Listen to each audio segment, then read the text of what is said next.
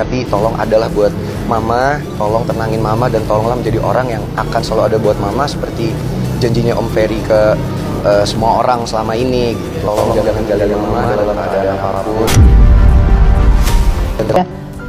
Ya selain juga dia juga kasar ya, agak kasar ya. Kalau misalnya dia marah itu, dulu dia sering banting pintu, terus ditonjokin, terus. Mungkin nggak bisa berkomentar ya, karena memang bukan ranah saya untuk berkomentar, tapi karena tahu juga Ferry gitu loh. Mungkin ya saya tahu Ferry gitu loh pada zamannya ya gitu. Kalau diselimut nih, kalau gerak dikit marah, jalan dikit ke toilet dimarahin, nyalain lampu dimarahin. Sikapi KDRT yang dilakukan oleh Ferry terhadap Mena, saya dari awal pernah DM Vena. Mungkin saya orang yang pertama mencegah menikah dengan Ferry karena dia bukan tipe seorang suami pendamping hidup. Jadi pada saat mungkin mereka cekcok, mereka ribut, itu spontanitas bisa keluar darah yang banyak. Ini pembuluh darah ini, pembuluh darah hidung. Mungkin karena dia reak atau gimana kan, stres, pecahlah dia pembuluh. Jadi kalau pukulan itu lain dengan keluar darahnya pun akan berbeda. Vena Melinda menanyakan, kenapa belum ada penahanan dengan bukti-bukti yang saya alami itu? Vena Melinda mengeluh kepada saya, Bapak Kapolda Jawa Timur, mohon memberikan atensi khusus kepada kasus ini. Bapak Kapolda Jawa Timur, mohon memberikan atensi kepada kasus ini, karena ini sangat menarik perhatian seluruh rakyat Indonesia. Salam hormat. Ngeladenin dia gitu yang kayaknya nggak mungkin dia terjadi setiap hari, kadang-kadang sehari 2 kali ya gitu ya, karena permintaan dia, dan dia kalau aku nggak ready gitu ya, misalkan nunda gitu, lagi ini, wih di ngamuknya ya Allah, bener-bener ngamuk sejadi-jadinya tuh, yang betean, yang kayak anak kecil yang nggak dapat permen gimana. Aku bilang ini ya sifatnya. Saya takutnya nanti Mas Ferry demo kalau nggak dapet. Jujur aja gue udah gak terlalu kaget sih sama betapa hebatnya orang memalsukan kemesraan di sosial media. Jadi gue tau banget ada pasangan suami istri yang kalau di sosial media itu terlihat sangat romantis, mesra gitu ya. Tapi in real life, dari cara si istri berbicara ke suami atau si suami berbicara ke istri, tersulut emosi gue, kayak kok bisa gitu loh. Lukanya di bagian apa sebenarnya? Luka dari keterangan di hidung. Ada kesalahpahaman keluarga, suami istri. Cekcok ya? Cekcok. Suami istri ya, kesalahpahaman. Kalau dari keterangan korban, si terlapor sering melakukan ancaman atau kekerasan ke korban. Berapa lama nih? Secara verbal atau fisik? Fisik. Gak usah takut untuk menjadi janda. Hempaskan laki-laki yang suka melakukan kekerasan terhadap perempuan. Perempuan itu lebih kuat daripada laki-laki. Jadi gak usah takut untuk jadi janda. Karena janda itu bukan tabu sekarang. Hal yang gue takutkan terjadi, masyarakat menganggap enteng korban dari KDRT. Jadi yang terbaru, ada artis yang melaporkan suaminya karena KDRT. Tapi fokusnya netizen itu tuh bukan ke suaminya yang melakukan KDRT, yang dimana itu udah pasti salah, tapi ke ceweknya yang bucin. Selain komentarin tentang bucin ya, netizen juga banyak yang nulis kayak jangan dicabut ya laporannya, atau kalau enggak kayak paling nanti dicabut juga tuh laporannya seminggu kemudian, dan lain-lain. Dari kasusnya si L, gue tuh udah tahu ini bakal terjadi, ini bakal jadi bulan-bulanan dan efek domino untuk kedepannya. Gue sih di sini cuma berharap kalau misalnya kasus yang kedua ini nggak ada pencabutan laporan, karena menurut gue ya kalau misalnya siklus ini terus terjadi, korban dari KDRT yang emang bener-bener butuh bantuan itu tuh bakal dianggap remeh sama netizen. Karena ujung-ujungnya orang bakal berpikiran kalau misalnya korban KDRT tuh emang bener-bener orang yang kayak ya udah ntar juga cabut laporan, atau kayak ya udah ntar balik sama suaminya gitu. Yang terakhir gue cuma pengen bilang kalau misalnya semoga ini masalahnya cepat selesai dan juga pelapor bisa mendapatkan keadilannya. By the way, gimana pendapat kalian terhadap domino efek ini? Tulis di kolom komentar ya. Guys, jadi gue baru aja dengar berita kalau Mbak Vena Melinda yang dulu bekas Putri Indonesia yang baru menikah kemarin ini tahun lalu itu di KDRT, dan dia melaporkan KDRT tersebut ke Polda Jatim.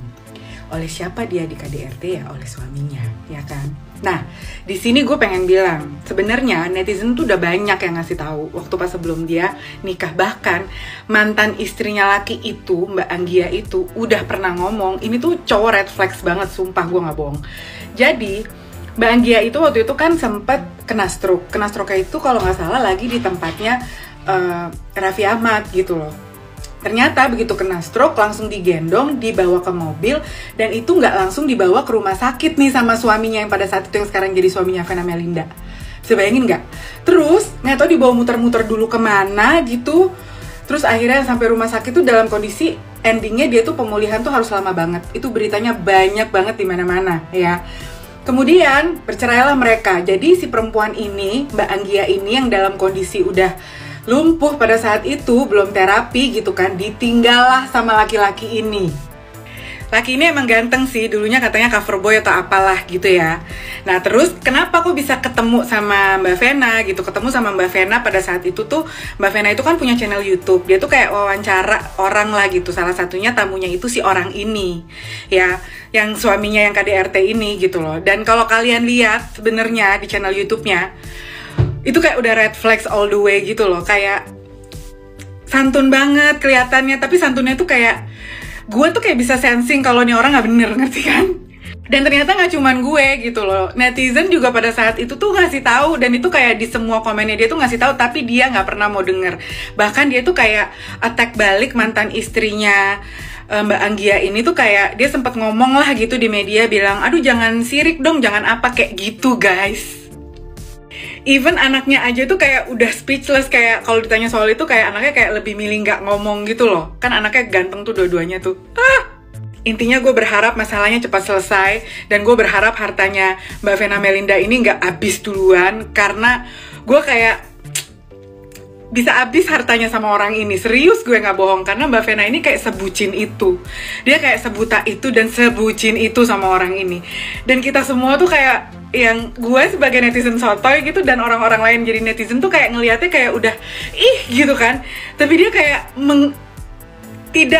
dia mengabaikan itu gitu kan, dan malah endingnya dia nikah gitu kan. Terus kita kayak yang oke, ya udahlah ya gitu. Dan akhirnya terbukti guys, sekarang ini baru 2 jam yang lalu gue baca beritanya. Aduh sumpah, semoga kita semua dijauhkan dari laki-laki mengkudu kayak gitu, ya Allah, jauh.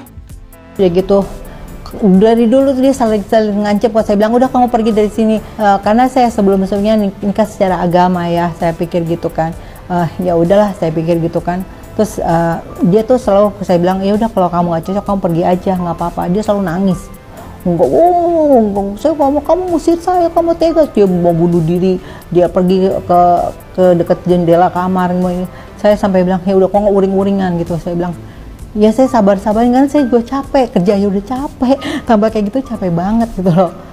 Ya, tapi jadi yang ngancam untuk pisah tuh Mbak Anggi atau Mas Ferry? Oke. Saya selalu bilang minta pisah sama dia. Karena? Ya karena itulah kan, maksudnya benar-benar kayak anak kecil banget gitu. Apa-apa cemburu, apa-apa marah gitu kan. Setiap apa minta diladenin, apa gitu, capek ya. Karena saya kerjanya benar-benar kerja, saya punya kantor sendiri, punya anak buah juga. Kadang-kadang saya udah capek di kantor, sampai rumah begitu. Dan dia selalu bilang kalau misalnya dia bangunnya selalu siang ya. Kalau dia siang itu dia bangun, dia bilang gini, yang makan yang katanya gitu. Saya di kantor, kamu nyusul di kantor kan 5 rumah dari rumah ya kan. Kamu ke kantor aja. Kamu makan makasih katanya gitu kan. Nah, oh iya ya nanti deh saya bilang gitu kan. Nah kadang-kadang saya sampai rumah, lalu saya udah tadi makan gitu apa, kamu nggak makan, langsung diambil makanannya dibuang ke tempat sampah gitu. Kadang-kadang saya sedih juga, kok gitu banget gitu kan, makan itu nggak dimakan, kamu nggak mau nih, saya udah beliin kamu, ya udah gitu. Ada nggak misalnya pengancaman misalnya kan Mbak Anggi kan bilang udah kita pisah aja karena mungkin ada perlakuan dari suami yang misalnya mungkin ngancemnya bukan hanya sekedar ngancem kata-kata, tapi benar-benar ngancem pakai mungkin senjata, mungkin pakai. Ada sih, dia kan punya besok kayak Swiss Army gitu kan, ditaruh di leher saya, kita mati bareng sekarang ya.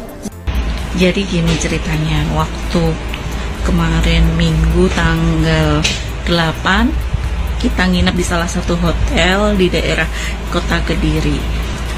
Nah kita ternyata sebelahan dengan artis Mbak Vena Melinda. Waktu itu saya habis sarapan mau menuju ke kamar, ternyata di depan kamar Mbak Vena itu udah banyak petugas dari pihak hotel. Di situ waktu saya pas lewat ada suara tangisan. Nah, saya pikir suara tangisan nenek-nenek. Saya pikir apa sakit atau gimana. Dan di situ petugas tuh ngomong, itu Bu, artis Bu Vena Melinda dengan Pak Ferry. Saya kaget, bukannya kemarin lihat di Instagramnya mereka masih liburan ke luar negeri, saya bilang kayak gitu. Nah di situ waktu saya pas lewat itu suara teriakannya Mbak Vena itu kenceng kali sampai yang ngomong saya ini korban, saya mau tolong panggil polisi, terus ngomong Mbak Vena itu ngomong sakit, badan saya ini sakit, seperti itu. Apalagi waktu saya kena stroke pertama kali ya, itu benar-benar sedih banget ya. Saya kejadian di rumah Raffi Ahmad ya, ada Nagita gitu kan, ruang makan gitu kan, kita lagi ngobrol-ngobrol untuk proyek kita mau bikin apa gitu kan, toto kena serangan stroke mendadak. Terus suami saya bukan nolongin saya lihat teman Raffi sama Nagita yang nolongin saya. Terus saya sedih. Oh gitu, jadi pas di rumah Raffi sama Nagita tuh yang nolongin Mbak Anggi? Raffi Ahmad yang gendong saya. Oke, Mas Ferry ngapain? Dia ngerekam. Oh, campers ya? Dia ngerekam, dia bilang, dia ngerekam, saya juga kaget ya, dia ngerekam gitu. Nagi dia bilang, udah bawa ke rumah sakit sekarang, gini-gini. Jadi 1,5 jam setelah itu baru ditanganin. Jadi yang namanya itu ya udah hilang lah gitu kan. Apa sih namanya itu? Kok bisa itu kan 3 jam ya, baru kita bisa ketolongan gitu kan. Nah itu karena udah 4 jam, 5 jam saya telat. Ya traumatik sih ada ya, maksudnya udah nggak mau mikir kawin lagi lah. Udah cukup pedih ya. Cukup nggak nyangka gitu loh, maksudnya segini sampai saya jadi sakit begini. Tidak kelihatan bahwa dia tuh benar-benar mau membantu saya atau apa, saya membawa saya ke rumah sakit atau apa. Padahal Mbak Anggi banyak menolong, menafkahi dia juga ya. Iya. Ferry Irawan aniaya Vena Melinda diduga karena nyalek lagi. Cocok dengan pengakuan Elma Theana. Banyak alasan. Ferry Irawan mengaku sakit asam lambung. Pemeriksaan kasus KDRT Vena Melinda terpaksa ditunda. Ferry Irawan terlapor kasus dugaan kekerasan dalam rumah tangga atau KDRT terhadap Vena Melinda mengaku sakit asam lambung. Sehingga agenda pemeriksaan dirinya sebagai saksi di gedung Ditreskrimum Polda Jatim, Sedin, terpaksa ditunda. Kabid Humas Polda Jatim, Kombes Dirmanto menjelaskan, terlapor meminta waktu penundaan pemeriksaan kepada penyidik karena sakit. Saat akan diperiksa, terlapor mengaku penyakit asam lambungnya kambuh, jadi minta waktu untuk diperiksa lagi. Kata Dirmanto, dikonfirmasi Selasa 10 Januari 2023. Menurutnya, Ferry Irawan sudah mendatangi gedung Ditreskrimum Polda Jatim kemarin. Kepada wartawan, Ferry mengatakan jika kedatangannya untuk mengklarifikasi laporan Vena Melinda terkait dugaan KDRT. Hanya klarifikasi, kata Ferry Irawan singkat kemarin. Sedangkan Vena Melinda sebagai pelapor juga mendatangi gedung Ditreskrimum Polda Jatim untuk menghadiri pemeriksaan. Dia ditemani Atalan Naufal, putranya. Vena Melinda melaporkan Ferry Irawan suaminya ke Polres Kediri atas dugaan aksi KDRT. Diketahui, Ferry Irawan disebut marah ke Vena Melinda sebelum dugaan KDRT terjadi. Keputusan sang artis kembali ke panggung politik jadi pemicunya. Si Vena ini kan mau kembali lagi ke dunia politik, jadi ada faktor tidak suka. Kata Hotman Paris Hutapea yang sempat menerima aduan Vena Melinda di kawasan Mampang, Jakarta, Selasa 10 Januari 2023. Indikasi kebenaran tentang hal itu diperkuat lewat penuturan Elma Theana. Ia pernah mendengar cerita Vena Melinda soal pensiun dari dunia politik. Dulu yang kami dengar Vena memang sudah nggak mau lagi, ujar Elma Teana. Vena Melinda setelahnya hanya ingin membantu Ferry Irawan mempersiapkan diri sebelum terjun ke panggung politik. Yang akan maju sebenarnya Ferry, bukan Mbak Vena. Itu yang terakhir kami ketahui. Jadi yang akan mendukung istrinya, kata Elma Teana. Namun yang terjadi saat ini di luar skenario awal, Vena Melinda ikut meramaikan pesta demokrasi pemilu 2024 sebagai calon anggota legislatif. Hanya saja Elma Teana enggan berspekulasi dengan penyebab Ferry Irawan tidak suka Vena Melinda kembali ke dunia politik. Ia memilih menunggu pernyataan resmi dari kedua pasangan sebelum berkomentar lebih jauh.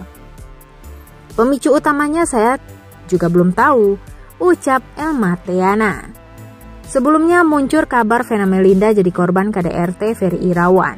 Informasi diperkuat dengan beredarnya foto wajah sang artis berlumuran darah di bagian hidung serta bibir. Vena Melinda kemudian dikabarkan melaporkan dugaan KDRT yang dilakukan Ferry Irawan.